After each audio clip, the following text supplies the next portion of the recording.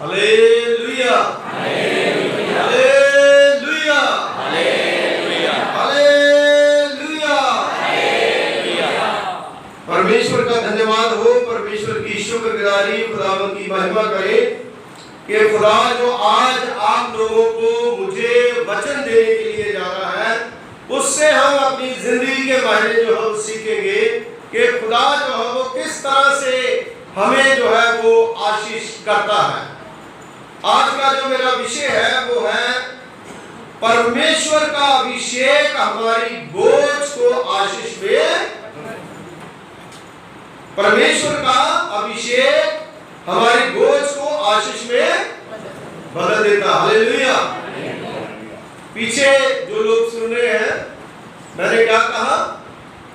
परमेश्वर का, बोलिए, परमेश्वर का अभिषेक हमारे बोझ को, अगर आप ये नहीं सुनेंगे तो बाकी वचन जो हो आपको समझ में नहीं आएगा। इसलिए आप लोग ध्यान से इस वचन को सुने। God's anointing turn our burden into a blessing। मेरा अजीजों, परमेश्वर का पवित्र पाक वचन जो यशायाह नबी के द्वारा, बड़े नबियों में से यशायाह नबी जो है उसका 10वां बाब, उसी 27वां आयत में जो पढ़ा गया है उसमें लिखा है, ऐसा होगा कि उसका बोझ तेरे कंधे पर से और उसका जुआ तेरी गर्दन पर से उठा लिया। हालेलुया। इसका मतलब खुदा कहता है, प्रभु कहता है कि तेरा सारा बोझ जो तेरी गर्दन पर है, तेरे कंधों पर है, किसी भी प्रकार का बीमारी का बोझ, कर्जे का बोझ, तंगी का बोझ, तकलीफ का बोझ, वो सारा बोझ जो है वो उठा लिया और अभिषेक के कारण वह जुआ तोड़ दिया। अभिषेक के कारण ऐसे नहीं उठाएगा खुदा। परमेश्वर का अभिषेक जो है उसके द्वारा आप सामर्थी होते हैं। और परमेश्वर का अभिषेक पाने के लिए हमें क्या करना चाहिए?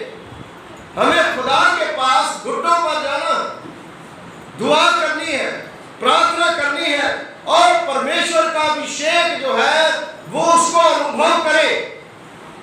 जब आप परमेश्वर के अभिषेक को अनुभव करेंगे, जब महसूस करेंगे, तो उस समय परमेश्वर की आशीष आपके ऊपर आएगी और आपका सारा बोझ जो है वो आशीष में बदल। हालेलुया।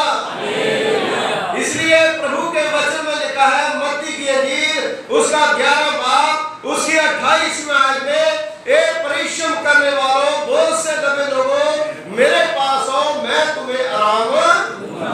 इधर उधर मत देखिए। जिधर आपकी आंखें जाती है ना, मेरे दिमाग जो है वो थोड़ा सा अच्छा नहीं लगता मुझे, क्योंकि हम वचन सुनने के लिए आए हैं।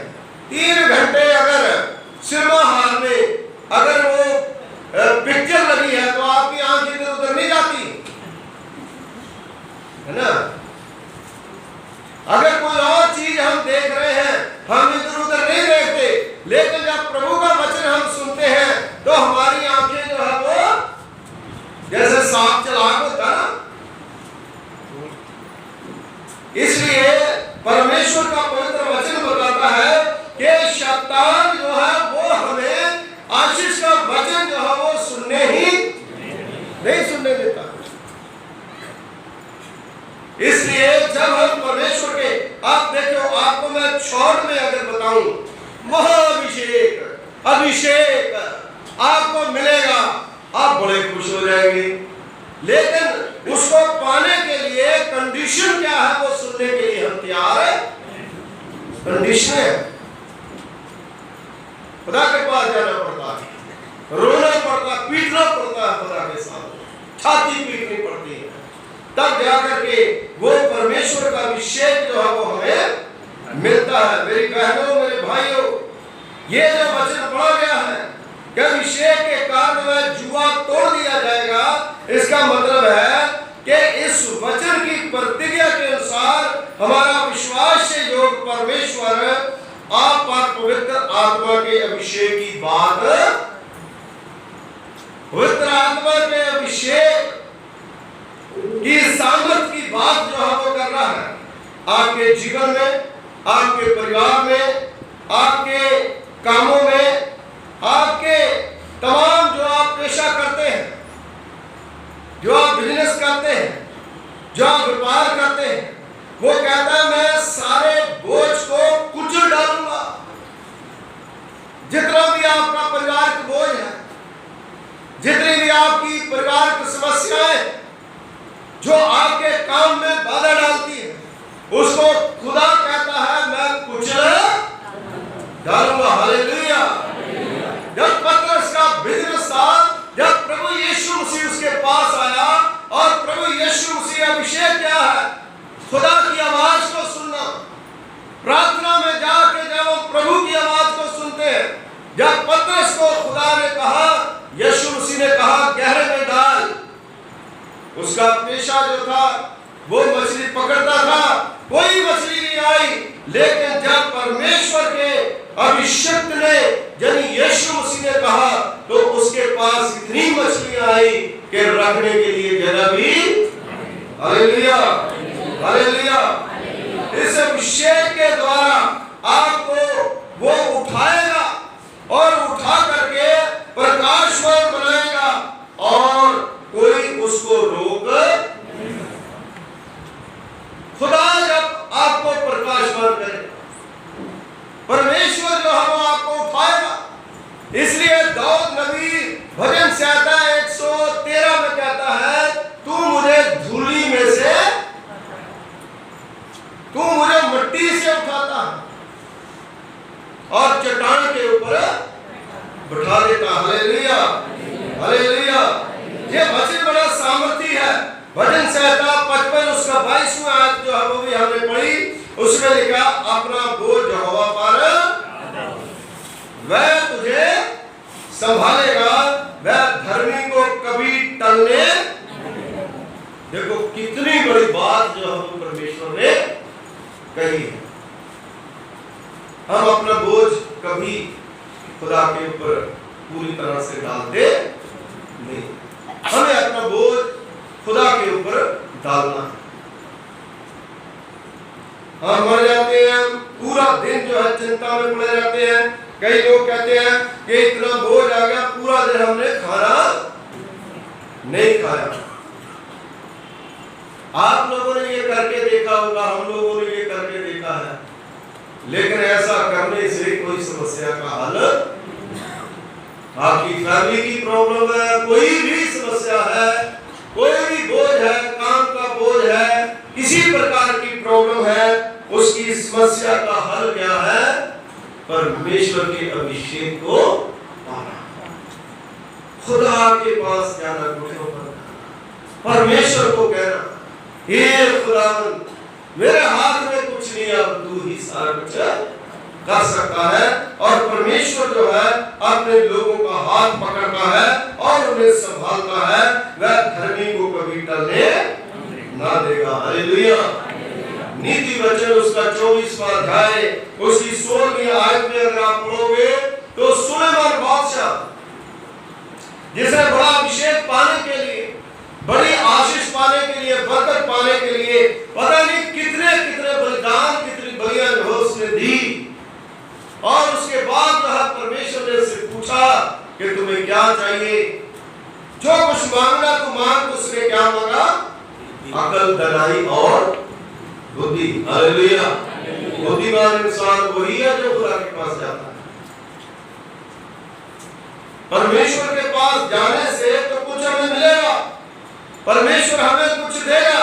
इसलिए वही सुलेमान बादशाह नीति वचन में लिखता है 24:16 में, क्योंकि धर्मी चाहे 7 बार गिरे। आप अपनी बाइबल को खोलिए, अगर पेन पेंसिल है तो लेकर के आइए, आप वर्ष जो है उसको लिख सकते हैं। और वचन में लिखा है खुदा के कलाम में, क्योंकि धर्मी चाहे 7 बार गिरे तो भी उठ खड़ा होगा, परंतु दुष्ट लोग विपत्ति में गिर करके पड़े ही। इसका मतलब ये है कि जो लोग खुदा से दूर हैं, जो दुआ नहीं करते, जो जो प्रभु को मानते नहीं है, जो परमेश्वर की प्रशंसा नहीं करते, वो लोग जो है खुदा से जो दूर है, उनकी सुनवाई नहीं है। लेकिन परमेश्वर उन लोगों की सुनता है जो धर्मी है। धर्मी का मतलब है कि जो लोग परमेश्वर को अपना मुक्तिदाता मानते हैं। जैसे अब्राहम जो है वो धर्मी ठहरा, अय्यूब जो है वो धर्मी ठहरा, दानियेल जो है वो धर्मी ठहरा, और परमेश्वर ने उनकी सुनी। और खुदा के कलाम में लिखा, क्योंकि धर्मी चाहे 7 बार गिरे तो भी उनको उठा खड़ा करेगा। एक बड़ी बात जो है मेरे दिमाग में, जब मैं गाड़ी में था तो गाड़ी में आ रहा था, तो गाड़ी में आते आते मुझे वो बात जो है वो मेरे माइंड में आई। आपने बहुत बार वचन सुना है, आपने प्रचार में सुना है। योना नबी जो है उसको मछली के पेट में चला गया, उसको डाल दिया गया, है ना। खुदा की आज्ञा को नहीं माना था, लेकिन फिर भी उस मौत के आलम में, उस मुसीबत से खुदा ने किस तरह से उसको बाहर। इसका मतलब है कि जिस गड्ढे में आप गिरते हो, उस गड्ढे में खुदा पहले ही पहुंच जाता है। दानियेल को जिस गड्ढे में डाला गया, उस गड्ढे में खुदा पहले ही सदर मिस्र अब्दुल को जब उस आग के भट्टे में डाला गया, उस आग के भट्टे में 3 डाले थे, दिखाई कितने देते थे? पहले कौन? सो मेरे अजीजों, परमेश्वर का पवित्र पाक वचन बताता है कि योना नबी जो है, जब उसको बड़ी मुसीबत का सामना करना पड़ा और सबने ये मान लिया, जो वहां के जो पैसेंजर थे उसके साथ उन्होंने मान लिया कि अब कभी बाहर निकलने वाला। इसी प्रकार हमारी घर की, हमारी समस्या, हमारी नौकरी की प्रॉब्लम, कई प्रकार की बीमारी ऐसी आ जाती है कि हम इससे निकल नहीं पाएंगे। लेकिन परमेश्वर जो है उन सारी बीमारियों से, सारी प्रॉब्लम से हमें बाहर निकाल देता। हालेलुया। इसलिए खुदा का कलाम कहता है सुलेमान बादशाह के, क्योंकि धर्मी चाहे 7 बार गिरे तो भी उसको उठा खड़ा। कई बार क्या होता है कि क्यों खड़ा करेगा? क्योंकि परमेश्वर ने उसका हाथ। कई बार बच्चे जो है उसका हाथ पकड़ करके भी आ जाते तो भी गिर, लेकिन फिर माँ बाप उसका हाथ छोड़ देता और ज्यादा उसको पकड़ता है ना। एक बार जब खुदा जो है, परमेश्वर जो है अपने विश्वासी को गिर जाता है, तो खुदा जो है उससे दुगनी जोर से उसको पकड़ता है कि कहीं दोबारा। जैसे माँ बाप जो है, एक बार बच्चा गलती करता है तो 1000 बार उसके ऊपर नजर रखता है कि दोबारा ये ना। इसी प्रकार हमारा खुदा है, हमारा परमेश्वर है, जो हमें कभी गिरने, वो हमारा सारा बोझ उठा लेता है। जैसे बच्चा जब गिरता है वो अच्छी तरह से चल नहीं पाता, तो माँ बाप जो है उसको अपने कंधे पर उठाता है, उसे अपनी गोदी पर यहाँ पे लगाता है, उसका बोझ उठाता है। अगर दूसरे का बच्चा होगा, बाजार से घर उठा करके उसको कभी नहीं लाएगा, लेकिन अपने बच्चे को माँ बाप जो है कितनी भी प्रॉब्लम हो उसको उठा करके लाता है। इसी प्रकार जो लोग प्रभु के हो जाते हैं, जो परमेश्वर के हो जाते हैं, खुदा उन्हें कभी छोड़ता नहीं है। हालेलुया। आप पवित्र आत्मा के अभिषेक पर केंद्रित होकर के प्रार्थना करनी शुरू करें। हम कैसे प्रार्थना करते हैं? हम अपने मन में सोचे, क्या प्रभु का अभिषेक हमारे ऊपर है? पवित्र आत्मा से केंद्रित होकर के हमने प्रार्थना करी है। जब हम प्रार्थना करते हैं तो कई बार उस प्रार्थना में हमारा लालच छिपा होता है, हमारे दोष छिपे होते हैं। हम उस प्रार्थना में आशीष लेने की बजाय बोझ जो है और अपने ऊपर ले लेते हैं। इसलिए जब जाती है, दुआ की जाती है, तो अभिषेक पर केंद्रित होकर के प्रार्थना करें कि प्रभु का अभिषेक जो है हमारे ऊपर है। परमेश्वर के द्वारा किए गए अभिषेक से निश्चित अपने जीवन में एक ताजगी और नयापन जो है वो आएगा। हालेलुया। कई लोगों के ऊपर नयापन आने की बजाय उनको नींद ही, कई लोग ना फोन कर कहते हैं पाली साहब सबसे अच्छा तरीका है नींद ना आए तो दुआ करनी शुरू कर दो, बाइबल पढ़नी शुरू कर दो, बाइबल में हाथ में होती है तो नींद क्यों भाई, क्या उसको बंद नहीं करना, उसको रखना नहीं है ना? ऐसा क्यों होता है? क्योंकि शैतान मोबाइल चला चला के इतना थका देता है हमें, हमारा माइंड जो है इतना जो है उठा देता है कि दुआ के समय जो है वो हमारी जो मतलब जो सामत होती है वो सारी की सारी शैतान नोच नोच के आ जाता है। मैं सच कह रहा हूं, इतनी वो खा जाता है। उसके बाद जब प्रेयर की जाती है कोई बड़ी वासियों ले रहा ऐसे ऐसे करके बड़ा मतलब आके खुशियाई के साथ, भाई मत कर, क्या जरूरत है, क्योंकि खुदा सुनेगा तो है ही। इसलिए जब भी आप प्रार्थना करते हो तो परमेश्वर के अभिषेक को केंद्रित रखते हुए और निश्चय अपने आप को, अपने जीवन को एक ताजगी, है ना?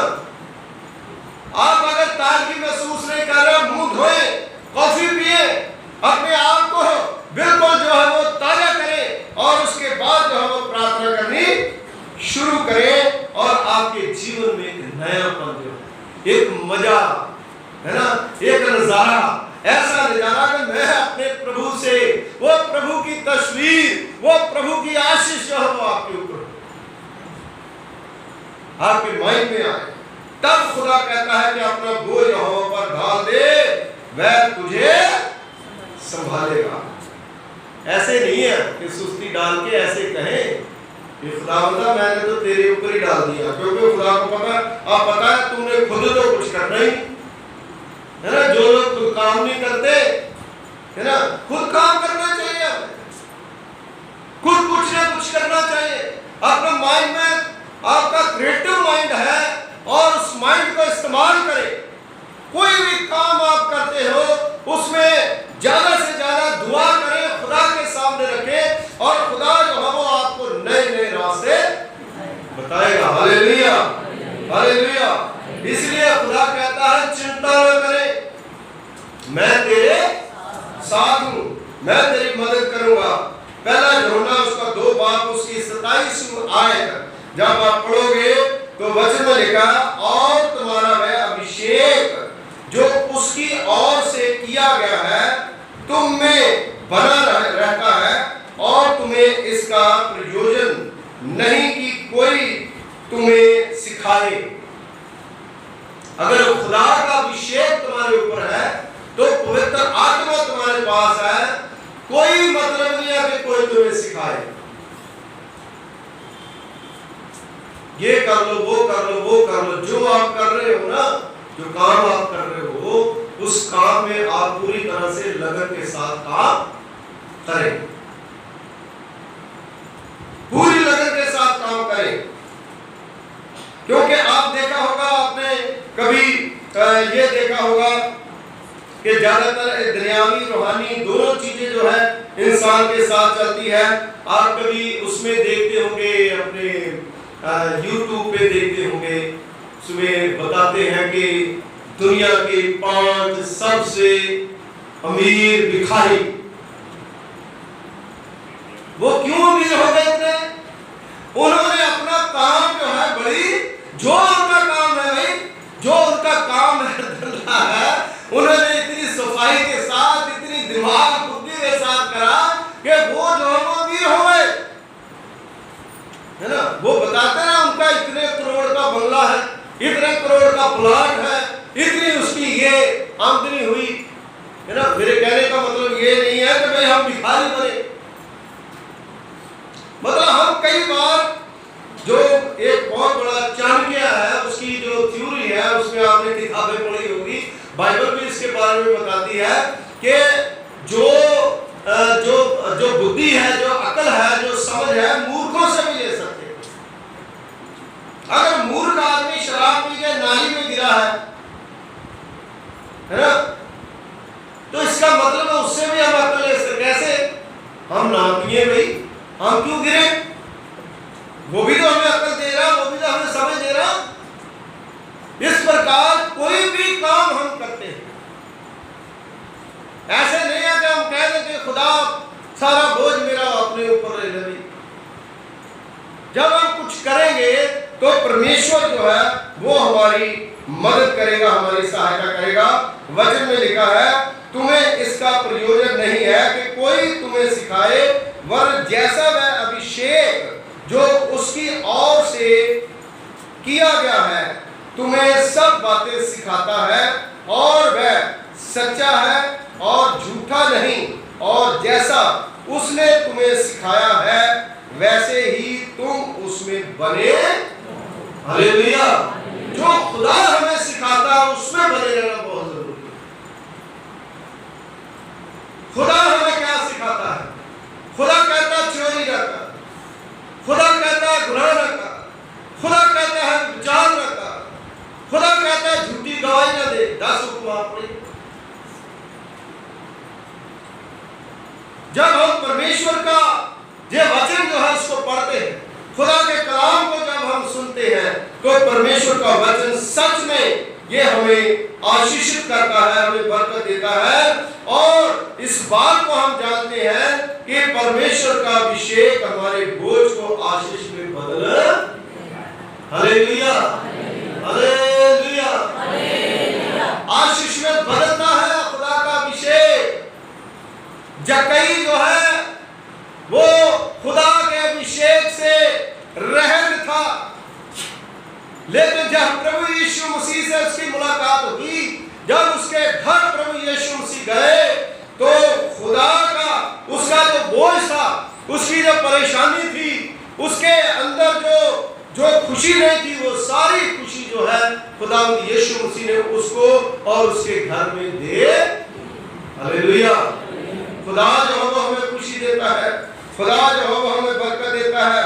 मेरी बहनों, मेरे भाइयों, आप बाइबल को आप खोलिए, भजन संहिता 45, भजन संहिता 45 आप निकालें और 7वीं आयत जो है आप पढ़े। खुदा जो है किस तरह से हमारे सारे बोझ जो है उनको दूर करता है। भजन संहिता 45 उसकी 7वीं आयत पढ़ दीजिए। तूने धर्म से प्रतीति की और दुष्टता से बैर रखा है। तूने धर्म से प्रीति और दुष्टता से बैर रखा है। दुष्टता से बैर रखा है। इस कारण परमेश्वर ने, हाँ तेरे परमेश्वर ने तुझको तेरे साथियों से अधिक हर्ष और तेल से अभिषेक किया। हालेलुया। खुदा कहता है कि तूने धर्म से प्रीति करी और बुराई से दूर रहा है, इसलिए तुम्हें आप जो जो पढ़ रहे हो, जो जो सुन रहे हो, खुदा कहता है तुम्हें दूसरों से ज्यादा हर्ष से अभिषेक किया है, तुम्हें आशीष दी है। Hallelujah, hallelujah. ये है अभिषेक। जो बुराई से दूर रहते हैं उनको ज्यादा अभिषेक जो है वो परमेश्वर देता है, उनको ज्यादा सामर्थ्य जो है वो खुदा देता है, इसमें कोई शक नहीं। इसलिए मेरी बहनों, मेरे भाइयों, हम खुदा के साथ जुड़े रहें और परमेश्वर की जो आशीष है, खुदा की बरकत है, उसको देखते रहें। प्रेरितों के काम उसका 10वां बाब उसकी 38वीं आयत आप पढ़ लीजिए। पतरस जब प्रचार करता था, पतरस के टाइम ये खुदावंद यीशु मसीह के बारे में बता रहा है। परमेश्वर का अभिषेक, खुदा की सामर्थ हमारे सारे रोगों से हमें दूर करेगी, सारा बोझ जो है वो हमारा दूर करेगी, सारी टेंशन जो है उसको दूर करेगी। इसलिए खुदा के कलाम से, प्रभु के वचन से आप पढ़े। प्रेरितों के काम उसका 10 बाब उसकी 38वीं आयत पढ़ लीजिए। कि परमेश्वर ने किस रीति से यीशु नासरी को पवित्र आत्मा और सामर्थ से अभिषेक किया। यीशु मसीह की बात है कि खुदा यीशु मसीह जो है पवित्र आत्मा से वो अभिषेक था, अभिषक्त था परमेश्वर का। हाँ जी, वह भलाई करता था और सबों को जो शैतान के सताए हुए थे, अच्छा करता फिरा। हालेलुया। जब हम अच्छा होना चाहते हैं तो खुदा के अभिषेक से भरे, परमेश्वर की पवित्र आत्मा के सामर्थ से भरे, और वो करने के लिए हमें बार बार खुदा के सामने घुटने बार बार दुआ करनी पड़ेगी। हर घर में बहनें ज्यादा दुआ करती है, आदमी कम करते हैं। आदमियों को भी ज्यादा से ज्यादा दुआ करनी चाहिए ताकि मिलकर के हम शैतान के सारे बंदरों को तोड़ दें और परमेश्वर का जो अभिषेक है, खुदावंद की जो आशीष है वो हमारे ऊपर आए, क्योंकि परमेश्वर का अभिषेक हमारी बोझ को आशीष में बदल देता है। हालेलुया। और कितने लोग चाहते हैं कि हमारे जो बोझ है किसी भी प्रकार का है वो दूर हो जाए।